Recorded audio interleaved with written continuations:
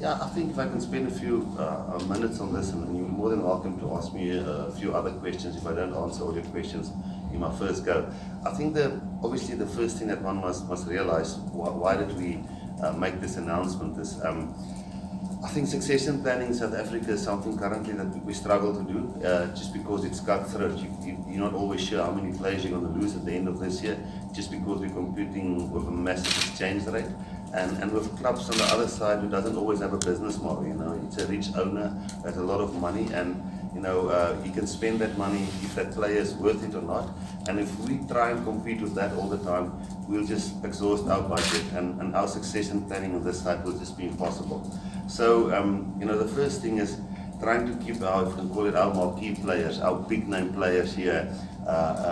We just can't bat in that area anymore. Those guys just have too much money, and I think the more we trying to talk around that, the more we just getting ourselves more into a corner. Because if we want to keep players for 8, 9, 10 million rand here, and you keep 4 players here, you're close to 40 million rand, and some of our unions' budgets are 60 million. So you give money to 4 players, and then still you must try and build a squad around that, and then 1 or 2 of those players gets injured, and half your budget's gone. So the return, first of all, the tripartite agreement helped us to understand that we can work together in terms of player management, playing minutes, player welfare, sharing medical records, the communication between franchises. I think if the tripartite agreement wasn't there, we would have never been able to work together like we're doing currently.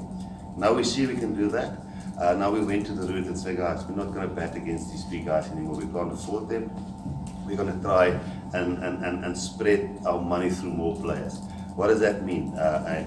If a big name player now leaves, his money comes available, and we start putting it into the bottom of our system, the third choice, the fourth choice, the second choice, the first choice.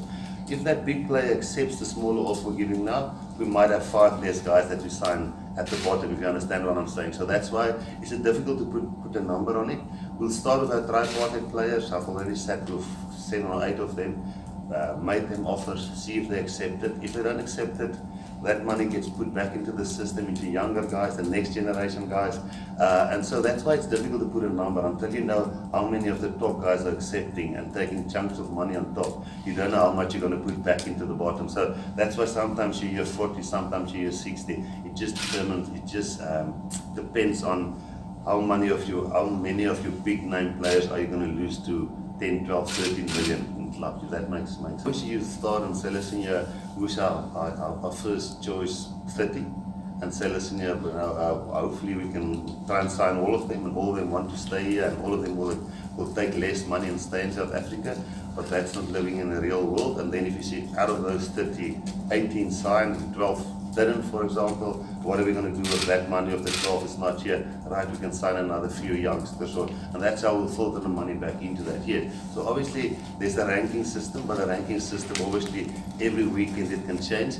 But from number 1 to 3, it shouldn't change radically, and that's where our succession planning, working closely with what does the bull succession planning look like? What does the Sharks, what does the Lions, the Cheetahs, the Pumas, what does our succession planning look like? And how does that flow into one another? You might invest into a guy who plays with the Cheetahs who's 4th choice, but in 2023 he might be 1st choice, but we can keep him now in the system already. So listen, we're only going to probably reap the benefits from this in 2-3 years time, and take a bit of a